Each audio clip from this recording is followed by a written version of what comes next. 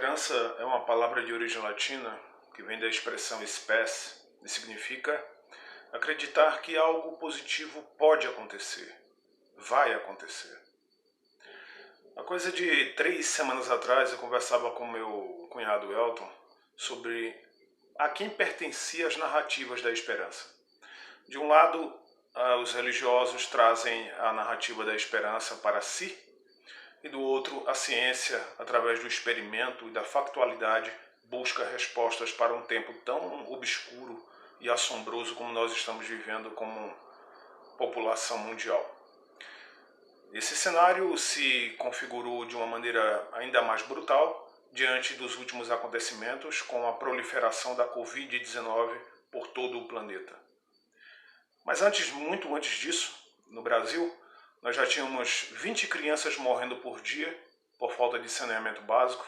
Já tínhamos 11 milhões de pessoas, 11 milhões de brasileiros e brasileiras vivendo em situações amontoadas em casebres e favelas. Já tínhamos também 31 milhões de brasileiros e brasileiras sem acesso à água encanada ou água potável.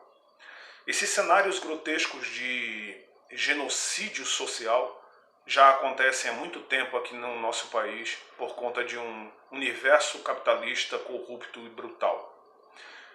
De certo modo, esses últimos acontecimentos escancararam, principalmente dos noticiários jornalísticos, essa situação.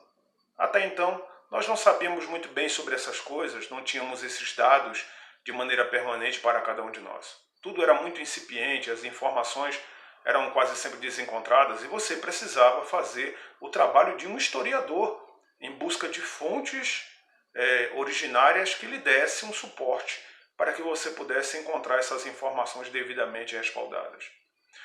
Hoje estamos diante de um cenário mundial de problemática que é dividida, de certo modo, por todos nós.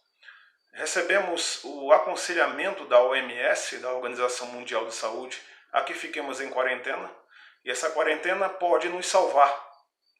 O grande problema é quando você institui uma quarentena para uma população que já vive na rua há muito tempo, para uma população que já não tem acesso a um teto sequer há muito tempo, para uma população que é, de certo modo, discriminada quando cria-se movimentos, como, por exemplo, o movimento dos sem terra em busca de uma dignidade maior, principalmente para o homem do campo, que foi cerceado das suas benesses, daquilo que o campo poderia lhe proporcionar e não teve mais acesso pelo crescimento e expansão das grandes cidades.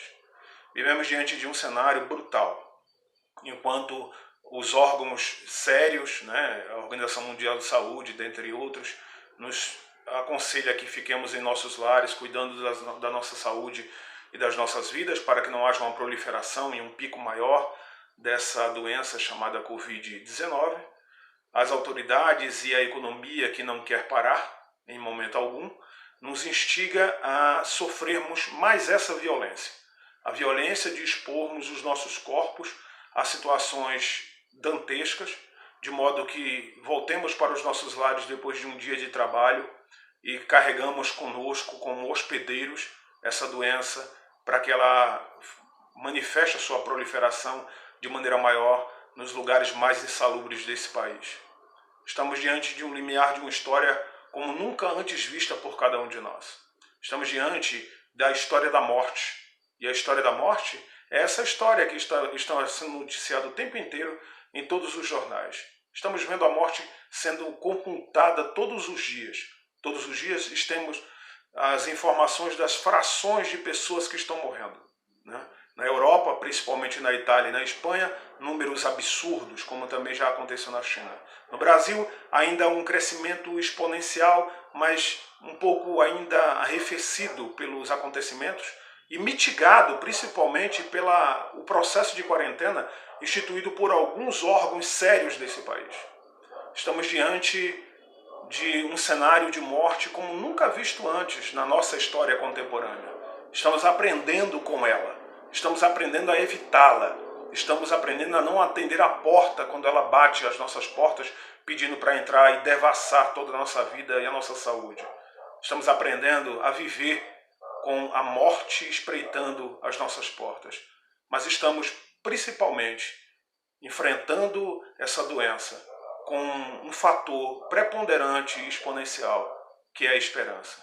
A esperança de que esse surto passe o quanto antes, a esperança de que, sim, a economia volte ao seu funcionamento, a esperança de que esse movimento, esse monstro chamado capitalismo, perca a sua força significativa, porque ele só privilegia uma parte incipiente da sociedade em detrimento de toda a população mundial. Estamos diante de um cenário de uma mudança significativa, que pode e deve ser feita primeiro por cada um de nós. Quando vencermos esse vírus mortal que aí está, precisamos também vencer esse modo de vivência que a própria sociedade nos relegou, colocando as pessoas nas ruas, privando as pessoas da dignidade humana, tirando das pessoas os direitos, privando as pessoas de viverem a sua vida da melhor maneira possível. Os anos anunciarão no futuro o que nós fizemos agora, neste dia chamado hoje, no presente. Precisamos alimentar o nosso coração, sim, de uma esperança que nos faça cada vez mais enfrentar os nossos dilemas com galhardia e com hombridade. É isso que estamos fazendo.